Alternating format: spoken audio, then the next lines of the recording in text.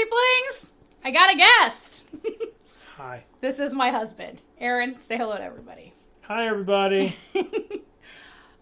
So I thought this would be fun for the Is It Christmas videos to have my husband help. Tell him a little bit about yourself, Bubs. I'm not usually a horror movie guy, but this is more Christmas horror, and it's mostly a comedy, so I figured I'd come in here and throw my 2 cents in. Now, you usually watch... You're more action, comedy, sometimes... fantasy, sword and sorcery stuff. Yeah, pretty much. Definitely not a rom-com guy. Dumb teen comedies. Sometimes, especially the classics. Yeah, but eventually even those are going to rot your brain. Yeah. He does like some of the classic horror movies. I mean, I managed to get him to watch Evil Dead with me, and actually the entire trilogy, and Ash vs. Evil Dead. Most of the Friday the 13th. Most of the Nightmare on Elm Street. Yeah, we grew up during that time. We're old. Get over it. But... You kids don't know how good you had it. You kids don't know how good you have it. You really don't. But I'll get off my old person soapbox, and we'll just get back to talking films. So, first up for Is It Christmas? I chose what I would consider a Christmas classic in my mind, Joe Dante's Gremlins. We have the notes, so you'll have to deal with me looking off camera for a second. This actually was not a Christmas release, though. It was originally intended to be, but they ended up releasing it in, I think, June? Yeah, June 8th. This is also one of those movies that's responsible for bringing around the PG-13 rating. This, Temple of Doom, and a few others. But those two were the big ones that gave us the PG-13 rating. Released in 1984, directed by Joe Dante, who also did The Howling, another great horror film franchise, which we might get into eventually. Strangely enough, written by Chris Columbus. Yeah, the Home Alone guy. That guy. That guy. The same guy that did a couple Harry Potter movies. Yeah. This is one of his first script specs. So, there's that. Of course, Steven Spielberg, Amblin Entertainment. Wow, that's a lot. And Universal were all involved in producing and distributing this. This movie actually opened up against Temple of Doom and Ghostbusters. And it usually came in second or third on those weekends. So that was a good weekend to go to the movies in 1984. Have the parents drop you off with some money and for popcorn and tickets and just spend the whole day there. We've done that. Back when they had a second-run cheapo theater, we've done that a couple times. For a grand total of $9, we had 2 movies and popcorn and soda. Yeah. Oh, the good old days. So, yeah, this is what I would consider this is a Christmas movie to me. Not only does it take place at Christmas, but one of our main characters was a Christmas gift. I mean, how can you not say this is Christmas? It's a twisted Christmas movie. I will give you that. It is a twisted Christmas movie. But for someone like me, and you to a certain extent, I'm just going to say it. I am not a Christmas girl. I fracking hate Christmas. I work in retail. I grew up financially insecure. Christmas was never really fun for me. And watching all these great, I got everything I wanted Christmas movies. Show me the dark side of Christmas, right? Show me the people who work retail or public service or banks or gas stations. Those people that might actually be working on Christmas. Yeah, they hate Christmas. Yeah, show me those people that are having a hard time on Christmas. And I can sympathize. So... All right, let's just get into the story. We've got quite a good cast in here. This was Zach Galligan's first movie. We talked about him with the Waxwork series back in October. Phoebe Cates. That's all we have to say about that. She's in it. She's not wearing a red bikini, and I don't hear the cars, and it's still a good role. This was just post Fast Times at Ridgemont High for her, too. Judge Reinhold, again. Fast Times at Ridgemont High. A lot of other great character actors. The guy who plays his neighbor Futterman was in a lot of Roger Corman movies, and he was in Tales from the Crypt Demon Knight. He is one of my favorite character actors. I cannot remember his name off the top of my head. It is, where is it? Dick Miller. God, I can't believe I didn't remember that. He's great. I love Futterman as a neighbor. Hoyt Axton plays the dad, and he, believe it or not, was a big country singer. He's actually on an episode of the Dukes of Hazzard in the Celebrity Speed Trap. And he did some acting on the side. I think his biggest hit was Joy to the World, though. I don't know if he wrote that and it was big because of Three Dog Night or whatnot, but he's got a very great narrator voice. That kind of deep, slightly southern, kind of grandpa. You're like, oh yeah, we're in for a good yarn right now. The mom, can't remember the actress's name, but she played mom a lot in the 80s. Footloose, Stand By Me, a lot of different stuff. You look at her and go, I know her from somewhere. She's an 80s mom. Gizmo was voiced by Howie Mandel, the comedian. And there's a lot of great voice actors in this doing the Gremlins. Namely, so I don't get this mixed up. I get these two mixed up. They're credit lists all the time. Frank Welker was Stripe. You know, Scooby-Doo, Dr. Claw, and freaking Megatron! And then we also have Peter Cullen. So we have Megatron and Optimus Prime. I mean, can't go wrong with that one, yeah. And the guy who's currently doing Pooh and Tigger, his name is Jim Cummings. He's actually also one of the Gremlin voices. This movie is an effects amazeballs movie, considering everything was practical effects. Everything was practical effects. So, story. It's a couple days before Christmas in a town called Kingston Falls. We're assuming it's in upstate New York or somewhere on the East Coast because it's nice and snowy and picturesque and, you know, that 80s small town. Fun fact. Kingston Falls used the exact same set as Back to the Future. Yep, the Warner Brothers backlot, and if I remember correctly, it also Smallville, the Dukes of Hazzard, and Lois and Clark used that same backlot, and probably parts of the same town, too. You're going to notice this was all done on backlot, so there are things that might seem familiar. It's because they used the Warner Ranch and the Warner backlot, and a lot of that showed up at the time. So we start out with Hoyt Axton's character, Randall Peltzer, narrating that he was looking for a gift. He ended up in Chinatown. He ended up in this, I don't want to say back alley, but it was definitely a back there, hidden curio. It was off the main drag. Yeah, curio antique shop, which strangely enough, if you look at the Chinese characters on the door, translates to gods and monsters. Yeah. It's pretty cool, isn't it? He's looking to buy something unique for his son, Billy. Well, you have super ancient grandpa. It's a bit of a stereotype, ancient Chinese man. But Luke Keys, I believe the guy's name is, played it so well. Key Luke, excuse me. Strange wiring in the brain. Key Luke played it very well. So Dad hears this little singing in the background, and he goes and checks it out, and in a box there's something singing, and he attempts to buy it from the old man, and he's like, nope, not for sale, not for sale. The grandson who brought Randall Peltzer to the shop said, meet me in the back alley, I'll take care of this. So he sold it to him. You find out that it is a creature called a mogwai, and there are 3 simple rules that you must follow. 1, never expose them to bright light. Sunlight will kill them. 2, do not get them wet. And 3, and this is the biggie, never, ever sorry, got my Chris Jericho going. Feed him after midnight. Yep. Which is kind of strange because isn't it midnight somewhere?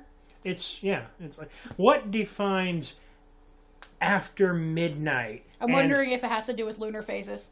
I wonder if it has to do with the position of the sun. Yeah, position of the sun and moon and all that stuff. Anyway, sorry, we digress. Does it go from midnight to sunrise? Yeah. This is the kind of stuff we think about when we're watching movies. So he takes him home to his son, Billy, played by Zach Galligan, and they've got the cutest dog. The dog is a mongrel mixed breed named Barney. Barney is like the reaction machine, man. Apparently he thought the Mogwai and Gremlin puppets were real, and he was great with interacting with them. Side note.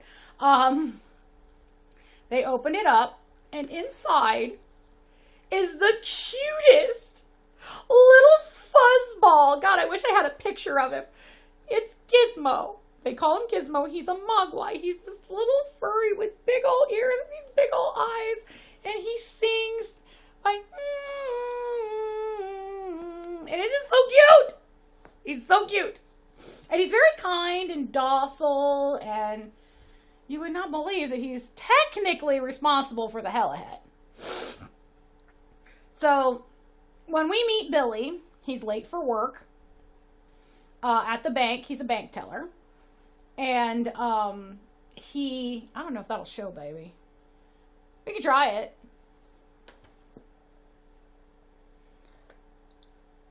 Okay, so that is a picture of Gizmo. I apologize. It's probably reflecting. But isn't he cute? He's so adorable. So back to Billy being introduced. He's a bank teller. His next door bank teller is a girl named Kate, played by Phoebe Cates. Aaron's favorite part of this movie.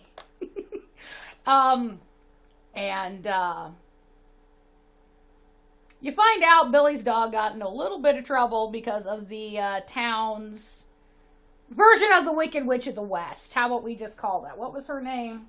Mrs. Deagle. Mrs. Deagle. Played to perfection by the woman who played, I think her name was Flo on Alice, Miss Kiss My Grits. That was her. And she threatens to blow Barney up in a microwave and all kinds of nastiness. She's a mean bitch. There was a subplot with her that was cut about her trying to put everybody in default for their loans and everything at the bank so that they would lose their houses so she could buy the land cheap and turn around and sell it to a chemical company. I don't know if you know that. It was in some of the trivia I read. But yeah, the Barney, the dog, Mrs. Deagle storyline is very much Toto and Miss Gulch from The Wizard of Oz. It is so very much. But it works. It works in this. It really does.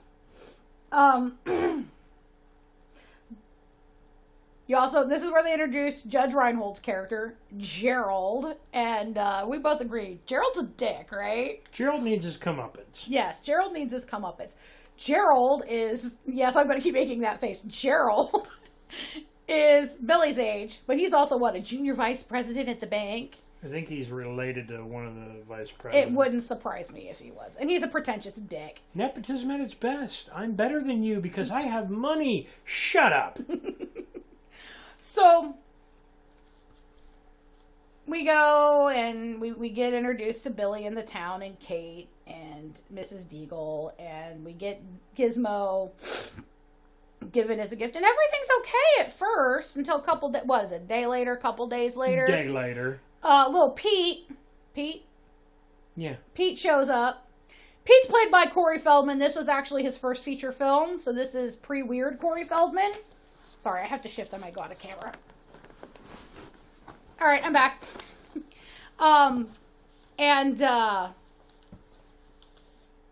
He accidentally spills water on Giz. He bumps into the table that Billy had something he was working on. He was painting, and there were a can of pot water for cleaning brushes. Completely innocent, totally on accident. Poor Giz starts basically seizuring, and these little fur balls start popping off his back. And then the fur balls grow and grow, and they become 6 more Mogwai, right? 6? 5 or 6. 5 or 6. These Mogwai are not like Gizmo. they're mischievous at best, a little malicious. Malicious. And they have a leader who has a big white stripe of fur on his head, so guess what they called him? Stripe. Very unique, Billy. Very unique. But yeah, these guys, what? They hung Barney off the porch by the light. Christmas lights, yeah. That's so mean. Barney kind of knew what was up, though. Like, right away, he's like, nope, I don't like these ones. Gizmo doesn't even like his brothers? Offspring? Clones? He doesn't even like them. He would rather, stay on the bed with Billy and look through the little 3D glasses at 3D comics and just be, cool. These guys are trashing the room and playing video games and, yeah. Making messes and just being general toddlers, basically, on sugar and Red Bull. I think that pretty much covers it. I can go with that. So what, they take him to the high school science teacher next and spawn another Mogwai and leave him with the science teacher. This is, okay, so we take that to another night. I think this is Christmas Eve, isn't it? Might be. No, it's the night before Christmas Eve because all the action happens on Christmas Eve. The timeline on this is a little fuzzy at the beginning. But somehow, both the Mogwai in the lab and the Mogwai at Billy's managed to get food after midnight.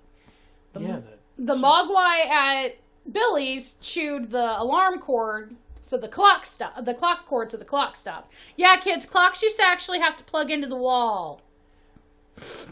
And the one at the lab, didn't he get a candy bar or a sandwich? I think he stole the sandwich that the science teacher left, not thinking about it. Yeah. Because all he kept saying was yum yum, yum yum, yum yum.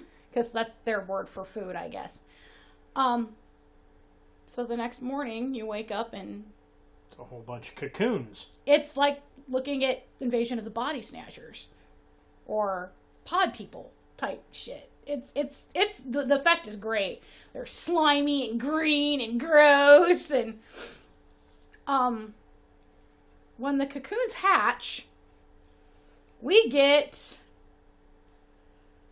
these reptilian little evil clawed creatures. How do you go from a mammal to a reptile that has hair? I don't know. I don't know how Stripe... it's the Mogwai. Stripe retained his mohawk, which makes him look extra metal!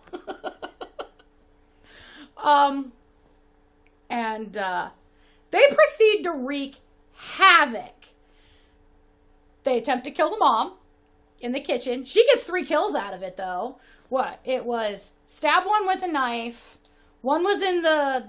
blendy thingy, and the other one was death by microwave, which was awesome. That was one of my favorite ones. It really was. What'd you think? I like the blender one. The blender one was good because his little legs like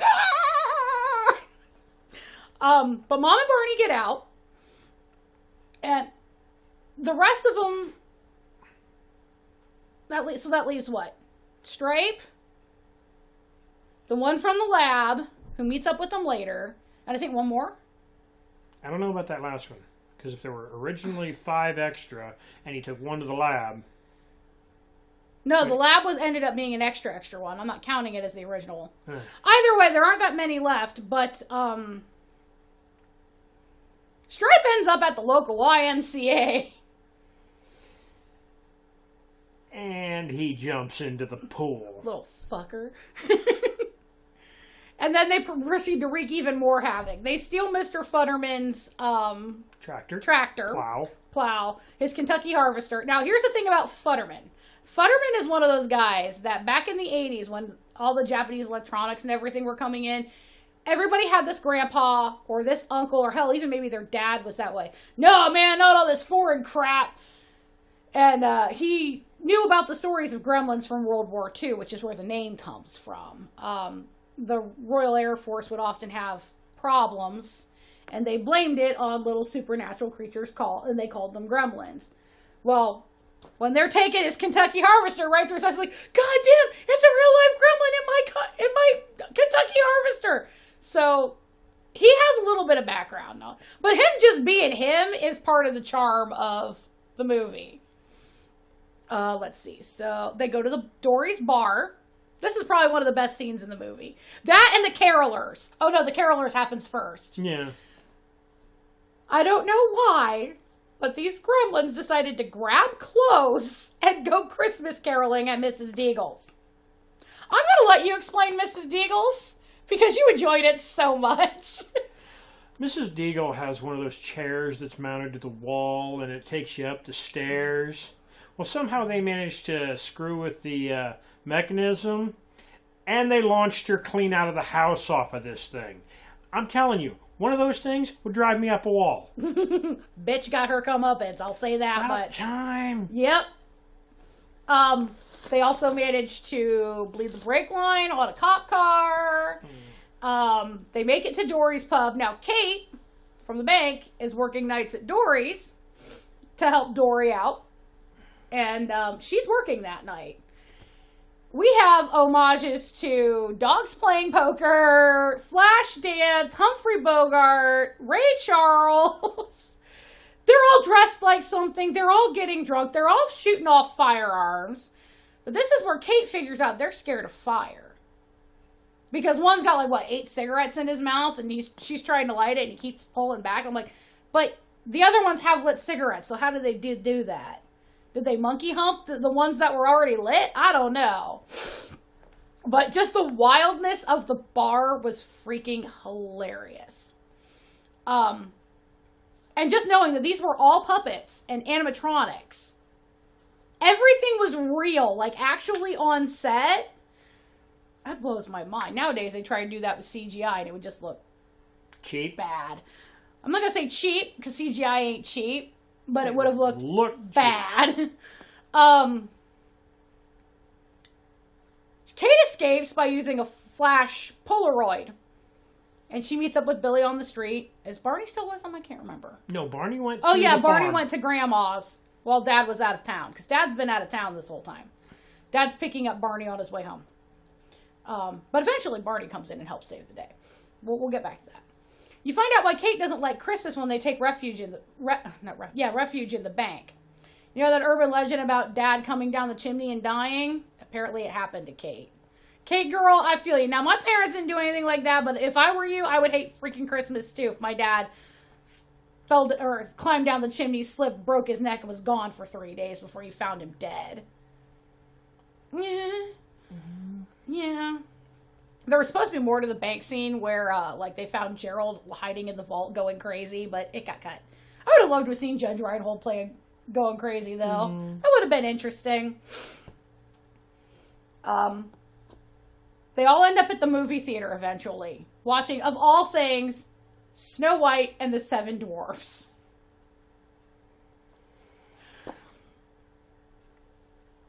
The movie producers wanted it in because Snow White was a holiday release when it came out. And it was very wholesome and everything.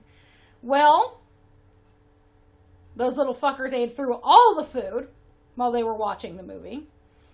Kate and Billy figure out that they're in the movie theater and they're going to blow it up. They're going to, jack the boiler so that it... They ended up lighting a fuse on something, so... I think they bled the gas boiler. Probably. And then he lit a wet, gas rag, yeah. And blew this movie theater up. But Stripe had left. Stripe was still around. That little fucker went across the street to go to Montgomery Ward and get some fucking candy. Now, Gizmo this whole time is in Billy's knapsack, bouncing around. I'm surprised he didn't get sick. Still looking cute, though. They figure out Stripes in Montgomery Ward, and that gives you a lot to play with. We have Texas Chainsaw Massacre homage with Stripe with a chainsaw, although I didn't realize they made chainsaws that small.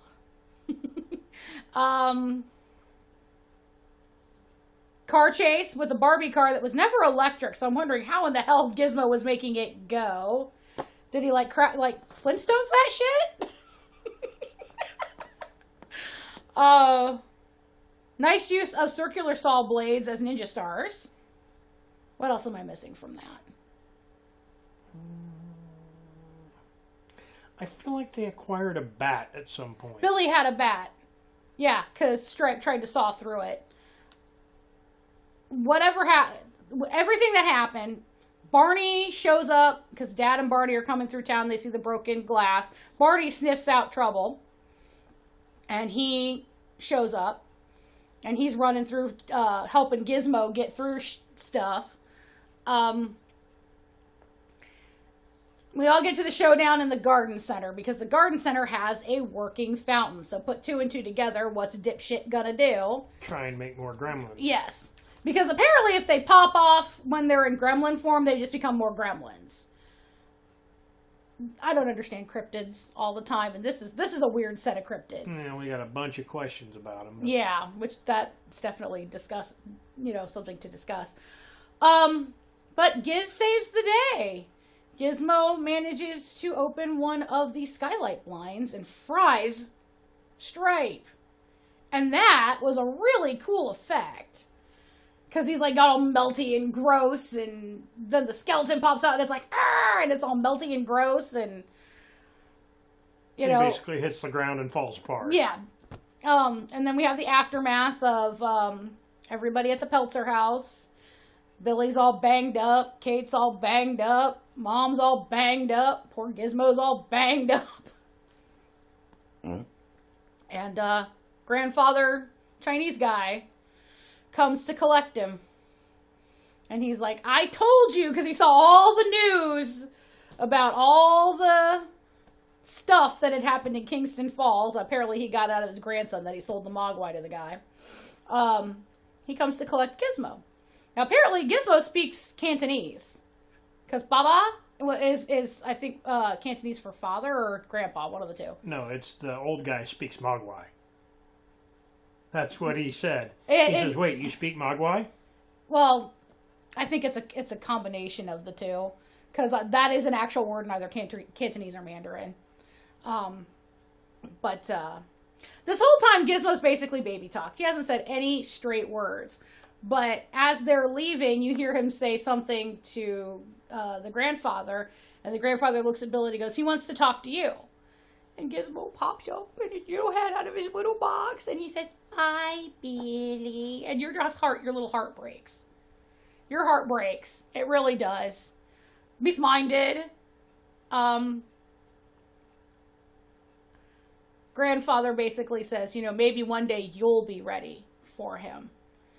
And then they're leaving, and Gizmo says goodbye to the dog. Bye, woof, woof. And it's a good thing that he felt Billy was going to be lucky, or would be ready to maybe care for him one day, because we get gremlins too. Yeah, but you forgot. As he's walking away, he's singing hi-ho, hi-ho. Yes, as they're walking away, Gizmo is singing hi-ho, which is... Howie Mandel, thank you. Thank you so much. It's that kind of stuff that makes me feel, I don't want to say makes me feel Christmassy, but it makes me feel like maybe things aren't so bad after all. Mm. Would I want a real life Mogwai? Oh, hell no, because my city would be overrun by gremlins within 3 days. Easily. Maybe even sooner. I'm not responsible enough. But I would like a Mogwai doll. The closest we have are Yodelings. Yeah, we have some baby Yodas, which are close, but they're not Mogwai. In some ways, they're better. But you remember Furbies? Mm-hmm. Those were inspired by Gizmo, and then they made a Gizmo Furby. If anybody knows where I can get a working Gizmo Furby, dude, send me a link. I want one so bad. But I'd just take a regular little plushie, too, because he's just so damn cute. And I loved how the Gremlins were so, like, you could tell that they had eventually spawned from the same creature, but they had, like, the head shape was similar, but it wasn't. The ears were big, the eyes were still big, but the eyelids had gotten scaly and kind of gotten over them. The body looked like it had just elongated, and then they got these long freaking claws. It was actually very good, not entomology. Evolution. It was they thought of the evolution. The effects house that did this, what was the name?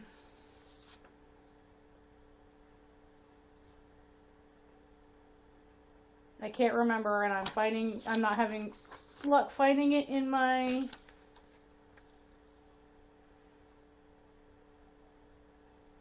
Nah. Chris Wallace. Chris Wallace did the technical stuff on this. And by the end of it, they weren't so happy with the Gizmo puppet. They had a list of horrible things to do to Gizmo. One of them actually showed up in the movie. The dartboard bit. So, what did you think? I think it was funny. Like, back when I was a kid, I was a little scared because... Like, you would have been 5 when it came out, and I was 4, so yeah, we would have been scared. But, yeah, Gizmo's adorable. But overall, would you say this is a Christmas movie? Yes, absolutely. It takes place at Christmas time. It's a Christmas gift. There's no way this is not a Christmas movie. Story-wise, you think it was pretty solid? Especially now knowing it came from the Home Alone guy? I think it was interesting. I think they could have done more with the Gremlins, like, rather than just having them be ridiculous, having them actually be really violent. They were supposed to, actually. There was supposed to be a scene... They cut back on a lot of the gore and, like, violent stuff. There was supposed to be a scene where they went into a McDonald's and ate people instead of burgers. Okay. They were supposed to kill Barney. Aww. They were supposed to chop the mom's head off and throw it down the stairs. Like, they were originally going to go real dark on this. But then they're kind of like, it's a Christmas theme, it's a Christmas time movie. Let's pull back a little bit. And it's a good thing they did because it opened up the sequel. Well, not only for the sequel, but it opened it up to a lot of families going and seeing it. You had that 12, 13-year-old who was just getting into horror or creepy stuff or creature features. And this is what I would definitely consider a great creature feature. Mm-hmm. So, and then you had all of the merchandising because Gizmo was just so damn cute. I think I might even still have, again, I'm old, this dates me, a book on record of Gremlins. It's probably in my collection from when I was a child. Y'all had books on tape and books on CD in the, 90s, when you were 90s babies. I was an 80s baby. We had records that had books on them. I think I still have Return to the Jedi, too. My cousins had The Wizard of Oz. Yeah. So, it's Gremlins.